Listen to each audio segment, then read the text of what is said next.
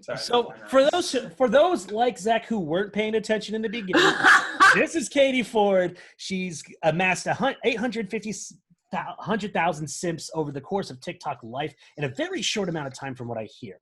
And so we're just kind of talking about like how that happened, and yeah.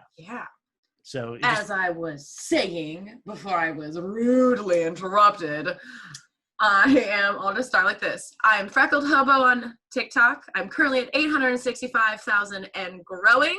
I'm hoping to get the blue check by the end of the year. It is my goal. I started as a joke, and now I'm here.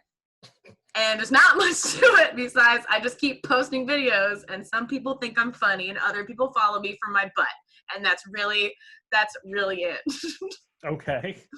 So lately, specifically lately, there's been a lot of bullshit politically about TikTok. Like much, like it doesn't even deserve the amount of attention it's getting, but because it is what it is.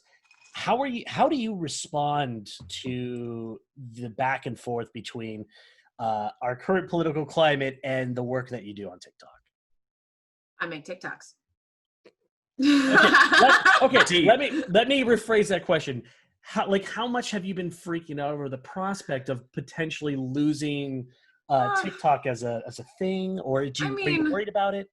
I wrote a song about it, not lying. I wrote a song because I was like, man, this is like the only place I felt like I have a voice. And it's a really great app where like, not only can you just waste time, but I'm learning so much, so many special and intricate small things. Like Zach has found a lot of cool recipes on there. I've actually connected with people and met them through like the Snickle and the we flew somebody across the country. We flew a TikToker to my friend's house in Arizona just because we could. It was weird, but like I'll be sad. I'll be really sad if it goes away, and I really hope it doesn't. But I do know that they can't technically delete it, so I hope everyone just needs to download it. Just download it so it doesn't go out of your phone. Yeah, no, the thing is, what they're doing now is you can keep it on the phone. They will not update it. You're not allowed to re-download it. If you decide I don't want to do this anymore, it's gone away. Not necessarily forever, but until someone gets some common fucking judge also shut that down yesterday. Like it's not the federal judge shut down the actual ban yesterday. Oh, great. For now. Okay, like, but I mean, we'll see. You can't like tromp on our freaking constitutional rights like that. Like, it's awesome. I mean, like, what does freedom mean anymore? The biggest. We don't live in a free country. The biggest reason they're doing it is because it's. I mean, there's no problem with it. It's because it's China. I know. They're doing it. They did it with Huawei. They're trying to do it with TikTok. TikTok's like, dude, they're a global power. You need to get fucking used to the idea of having some type of like competition in the tech world. Get over it. That's what it's really all about. The funniest thing is with like the data like argument is they're like, China's taking your data, and it's like, bitch, do you have a Facebook? America has everything. Literally every app you have steals every bit of data you can. Like you're worried about TikTok. These are children dancing and millennials talking about interesting things. That's all it is. And if that's what you're worried about, then like your Facebook is literally your worst nightmare. Because Mark Zuckerberg has stolen everything you've ever known or cared about. Yep. So I want to switch gears a little bit. So a lot of naysayers, negative Nancy's, or whatever you want to call them, it's like, okay, you're famous on TikTok. Now what? What does that do for you? How do you monetize this? How do you do things on it? I imagine you would have kind of a better perspective of what that looks like. So, let our audiences know what happens after, I mean, a couple things happened for me, and then there's other things I'm like waiting for, and I feel like if I work just a little bit harder, even though I'm still working really hard, that it'll happen. But I've gotten a few, like I'm an ambassador for a few brands. Like one of my favorites is the Third Eye, which is contacts, like color contacts, and I'm a cosplayer, so like it saved me a lot of money getting 4 or 5 sets sent to me for free. All I have to do is, tag them in videos and all that stuff, which I do all the time. It saved me so much. That, and I got a new management team. I'm now with Premier League Entertainment, which is awesome. They represent people like King Bach from YouTube, and KSI from the UK. That's cool. It's like I've gotten a few cool things. I'm just waiting for either like a blue check mark or something. that, and because of my following, a lot of people are super interested in just using me as a model for things like mocap, which I've always wanted to get into. And cool. Yeah. Very cool. And if you have a decent following or you just want to do it, I have a connect and I'm making a list of people to join me while doing it, which is really cool. Sign me she's up, like, I'm she's like, down. what? Oh my God. I've always wanted to do it. Sorry. It's so cool. I'm really excited. I'm actually doing it tomorrow as a tester. Ooh, That's so cool. very cool.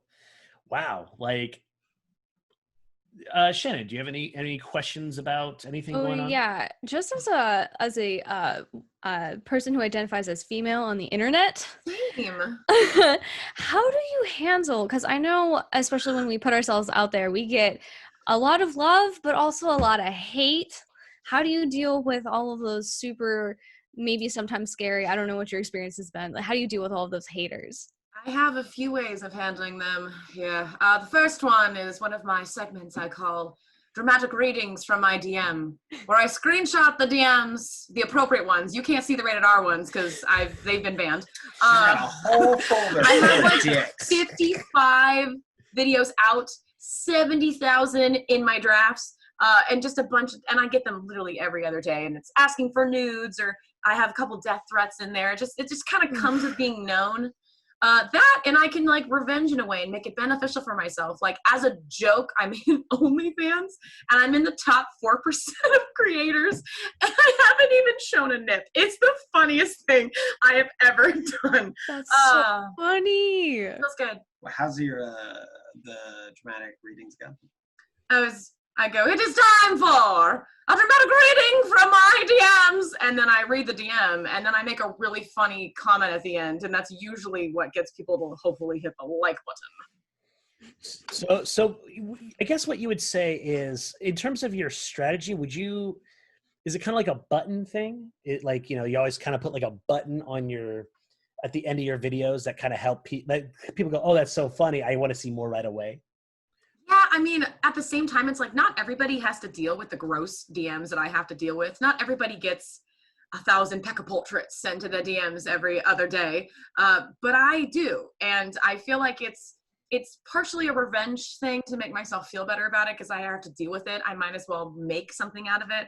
And then the other part is just like, look, guys, look what you're being dumb. You're being dumb. Look at this stupid thing. Stop it. Just stop it. And it just feels a lot better to just kind of shine light on it. Put up a mirror and say, hey, this is you. Because there's tons of guys who agree with me. They're like, yeah, that's really gross. I feel really bad about my like species. And I'm like, yeah, you should. It's like a force field of shame. Yeah. Force field of shame. I love it. I feel like nice. I feel like that would be a really great D&D spell. You should make that into a D&D spell. Force field of shame!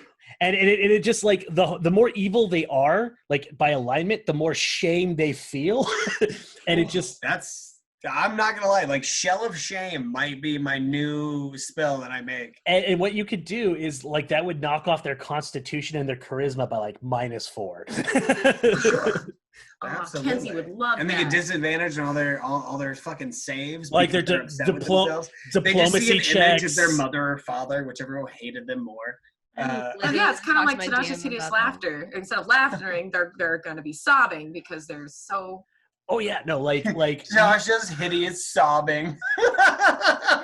I just imagine like a dragon just getting hit with a coat of shame or something. He's like, I'm a terrible shit dragon. He just like flies away.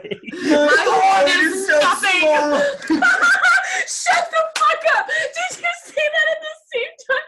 Oh, that's fucking. You guys are disgustingly adorable. Wait till we have babies. I'm waiting for the look. It's not there. Okay. It's not there. You passed the test. A healthy relationship. Look at this. No, yeah. I'm gonna throw a baby in that relatively. Why gonna throw it? Can we like gently saunter No, it? I'm gonna it's far of a baby. No, that baby has to be yeeted. Straight yeeted. Yote. It is yote. Yote. I'm gonna more like ow. Youch. Youch. All right. I'm gonna. That's how babies work, right? So, I think we're gonna move on from this. Do we have any final notes or questions for Katie before we move on? You have a really awesome channel, and I love you. All right. Okay, that is what the last thing. Again, where can our 5 simps here find you?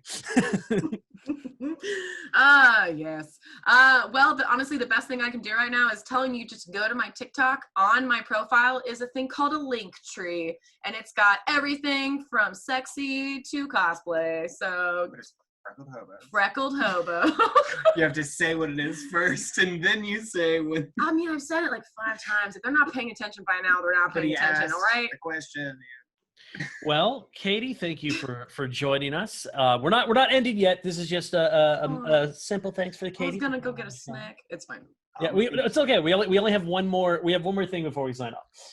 Hell yeah. And that would be the hills we die on.